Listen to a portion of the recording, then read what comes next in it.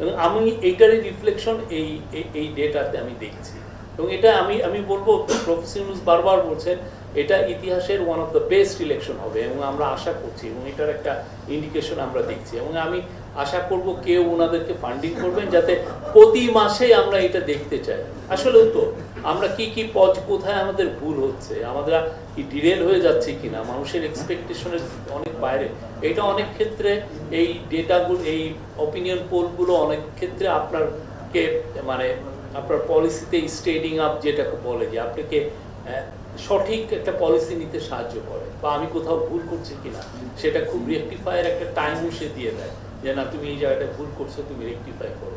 যেটা চাঁদাবাজির যে বিষয় আসছে বা এলিট শ্রেণীর মধ্যে যে অনাস্থা, এটা অবশ্যই উনি যেটা বললেন যে হয়তো কারোর জন্য ইগনোরেন্স ইজ ব্লিস, আবার অনেকের ক্ষেত্রে তারা যেই সমস্ত জায়গা থেকে এলিট মিডিয়ার থেকে যে ইনফরমেশনগুলো নিচ্ছেন, এলিট মিডিয়া কতটুকু আসলে নিউট্রাল ভূমিকা পালন করছে, নাকি বায়াস, নাকি হোস্টাইল, এটা তো আমরা সত্যিকার অর্থে জানি না। বা কিছু কিছু রিপোর্ট করলে মনে হয় যে এটা উনি কিভাবে লেখেন, একদম আজগুবি মিথ্যা কথা সারাক্ষণ লিখছেন। এবং কিছু কিছু লোক এমন সব তথ্য দিচ্ছেন যেটার সাথে আমরা রিয়ালিটির কিছুই পাচ্ছি না, একদম আনরিয়াল একটা ওয়ার্ল্ডে বাস করে একটা ইয়ে দিয়ে দিচ্ছে।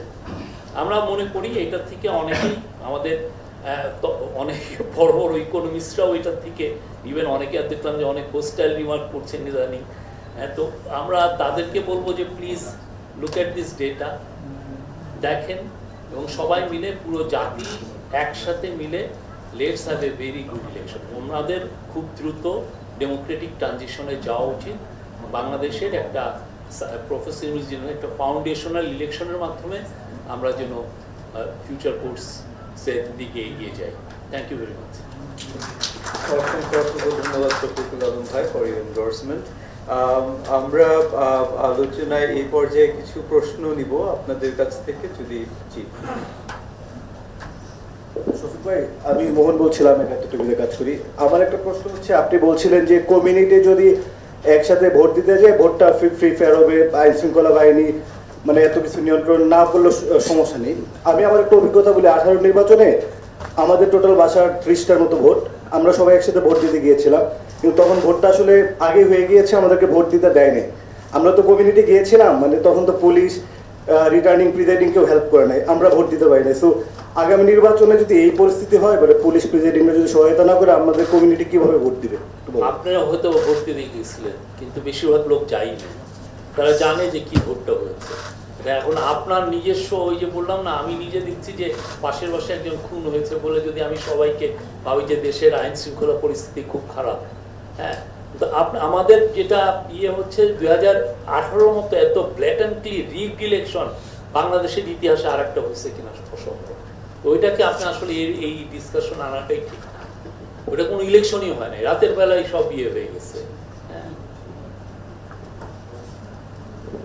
একটা রেসপন্ড করি আসলে, মানে ধরেন বাংলাদেশের সমস্যাটা ছিল বাংলাদেশের যারা নেতৃত্বে ছিলেন, রাজনৈতিক নেতৃত্বে ছিলেন, তারা আসলে কি চাইছিলেন।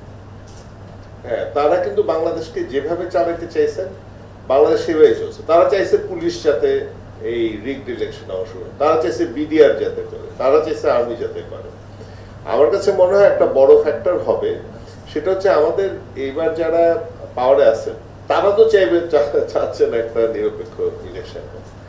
চ্যালেঞ্জ হচ্ছে যে পলিটিক্যাল অন্যান্য এটাকে স্যাবোটাজ করার চেষ্টা করে। তারা চাবে যে একজন নির্বাচন কমিশন তাদের পক্ষে থাকে, তারা চাবে যে পুলিশের প্রশাসন। কিন্তু যদি দেশের নেতৃত্বে যারা আছে তারা যদি না চায়, তাহলে ওদের এই চাওয়াটা কতটুকু মানে সফল হবে সেটা আমরা আসলে বিবেচনা করতে পারি। ধন্যবাদ। আমার একটা বিষয় ওভারঅল বলতে পারেন যে আমার একটা অভিমত, সেটি হচ্ছে সিভিল সোসাইটির কাজ হচ্ছে রাষ্ট্রের নিরপেক্ষতার জায়গা থেকে রাষ্ট্রের ভালো মন্দ তুলে ধরা, আমি মনে করি। তো সেই জায়গা থেকে নির্বাচন নিয়ে এখন বিভিন্ন দলের বিভিন্ন ধরনের মতামত আসছে। কেউ বলছে পিয়ার নিম্নকক্ষে দরকার, কেউ বলছে দরকার না, কেউ বলছে উচ্চকক্ষে পিয়ার থাকলে ভালো। তো সবকিছুর মূল হচ্ছে একটি স্বচ্ছ নির্বাচন ব্যবস্থার আয়োজন করা। তো বেশিরভাগ দল আমি মনে করি এখনকার যারা আওয়ামী লীগ তো নাই, তো বেশিরভাগ দলই চায় যে একটি স্বচ্ছ প্রক্রিয়ায় নির্বাচন হোক। সেক্ষেত্রে ডায়ালগ সব দলের পক্ষ থেকে ভিন্ন মত থাকবে। সেক্ষেত্রে সিভিল সোসাইটির আসলে সদস্যদের পক্ষ নেওয়া যে এটা অমুক দল এই বলছে, তমুক দল এই বলছে, এটা কেন দরকার, এটা হলে ভালো হয়। মূল মোদ্দা কথা হচ্ছে যে নির্বাচন স্বচ্ছ হওয়া। তো সেই জায়গা থেকে সিভিল সোসাইটির যে পক্ষ নেওয়া এটা কতটুকু গুরুত্ব বলে আপনি মনে করেন গুরুত্বপূর্ণ? না, সিভিল সোসাইটি তো প্রত্যেকটা দেশেই এটা একটা মানে তারা ডিবেট গুলোকে আরো ভাইব্রেন্ট করে।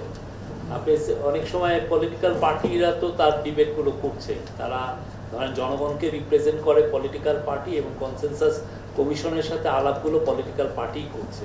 বাট সিভিল সোসাইটি তো মানে যে কোনো দেশের জন্য একটা খুবই ভাইটাল একটা মানে বলবো যে সেগমেন্ট অফ দ্য সোসাইটি। তো তারা যেই কথাগুলো বলে সেটা তো পলিটিক্যাল পার্টি অনেক সময় সেখান থেকে অনেক কিছু নেয়, আবার অনেক কিছু নেয় না।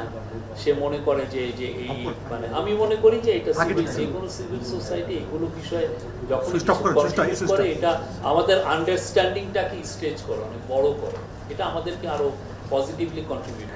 আমি যদি ভুল না করি সার্ভেটা মনে হয় 1 মাস আগে করা, 1 মাস ধরে করা। এটা কি শেষ 1 মাস, গত 1 মাসের 2 তারিখ থেকে 15 তারিখ, মাত্র 6 দিন আগে শেষ হয়েছে। আচ্ছা, আমরা কিন্তু গত 1 মাসে রাজনৈতিক যে অস্থিরতা দেখছি, সেখানে যে ঘোলাটে অবস্থা, এবং আবারও ঘুরে ফিরে আবার জাতীয় পার্টি আলোচনায়, সেখানে সরকারের অবস্থানটা আসলে সর্বশেষ কিভাবে আছে, কোন অবস্থায় আছে, এবং নির্বাচন নিয়ে আমরা যে ব্যাপক আগ্রহ দেখতে পাচ্ছি, সেখানে আবার ঘুরে ফিরে জাতীয় পার্টির যে প্রশ্ন আসছে, শফিক ভাই যদি একটু পরিষ্কার করতেন সবশেষ অবস্থাটা।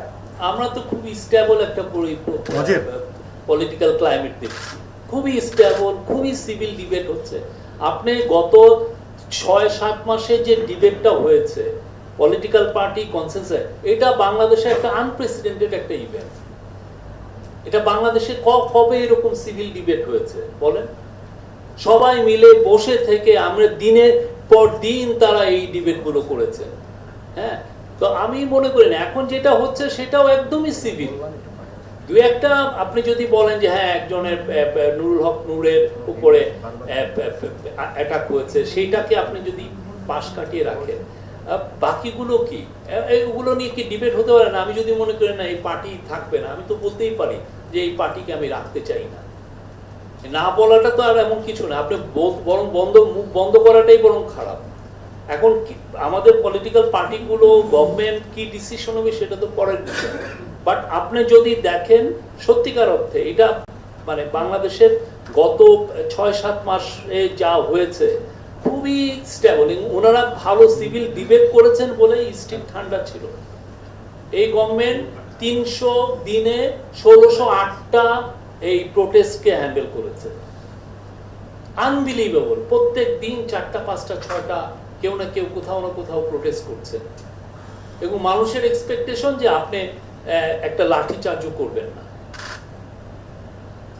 আপনি নীরবে দাঁড়িয়ে থাকবেন। মানুষের এক্সপেকটেশন আমার, কেননা একটু লাঠি চার্জ করলে পরের দিন হচ্ছে এই পুলিশই কি আমি চেয়েছিলাম।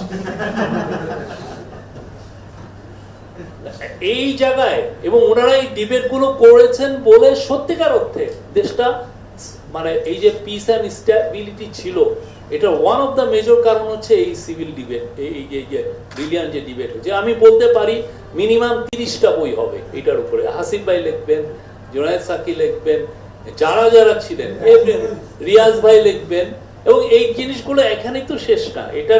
এটা আমার মনে হয় যে মার্কার হবে। পরবর্তীতে ধরেন আবার যদি নতুন কিছু ইস্যু আসে, তখন এইটা হবে রেফারেন্স পয়েন্ট।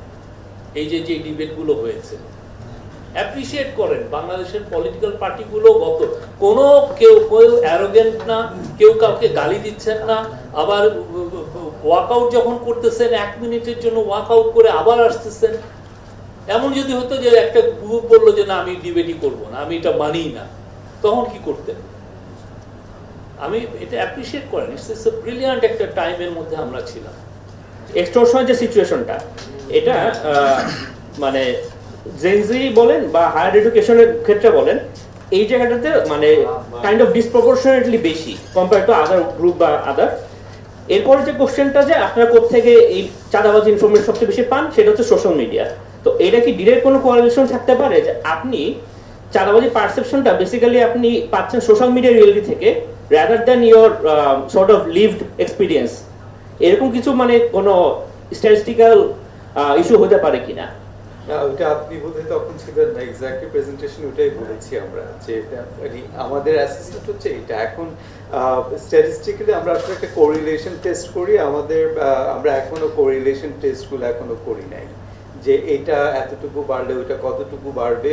মানে এটা সিগনিফিকেন্ট ডেটা আমাদের হাতে, 10,413 স্যাম্পল, এদের পিএইচডিও করা যাবে অনেকের পক্ষে।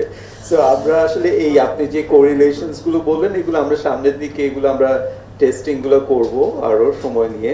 বাট অলরেডি ডেসক্রিপটিভ স্ট্যাটিস্টিক্সে অলরেডি আমরা সেটার ডিরেকশনটা বুঝতে পারছি যে হ্যাঁ, সোশ্যাল মিডিয়া থেকে যদি ইনফরমেশন অ্যাক্সেসটা বাড়ে তাহলে অ্যাওয়ারনেস অ্যাবাউট কন্টেনশনস প্রবলি বেশি বাড়ে।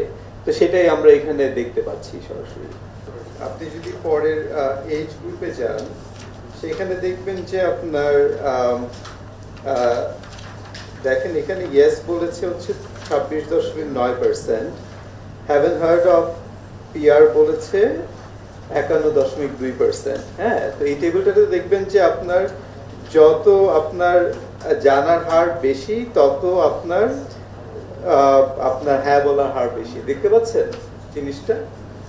সেটা তো একই সাথে হচ্ছে এজ গ্রুপের নিচের দিকে যত আছে, হ্যাঁ, ওদের জানার হার কম, হ্যাঁ বলার হারও কম। তাদের মধ্যে আবার যারা জানে তারা কিন্তু হচ্ছে না বলছে বেশি। সো কম্পারেটিভলি জায়গাটা তো আসলে একই জায়গায় আসছে, যে হয়তো একটা এজ গ্রুপের মধ্যে বেশি জানে এবং তারা হচ্ছে কিছু অংশ হ্যাঁ বলছে, আবার আরেকটা অংশের মধ্যে যারা জানে তারা ওইটা তো অ্যাভারেজে, হ্যাঁ ওইটা আপনি অ্যাভারেজে দেখছেন, কিন্তু আমরা যেটা বলছি যে যদি জানে তাহলে হ্যাঁ বলার প্রবণতাটা বেশি। এটা আপনি পরেই দেখতে পাচ্ছেন, কিন্তু যে দেখেন 51.2% জেনজি বলেছে জানে, 26.9% বলেছে তারা এগ্রি করে।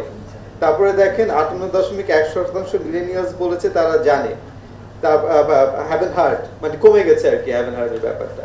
তো জিনিসটা আপনার এইভাবে বেড়ে গেছে হ্যাভেন হার্ডের ব্যাপারটা। তো তারপরে আপনার দেখেন কমে গেছে 19.6%। বুঝতে পারছেন জিনিসটা?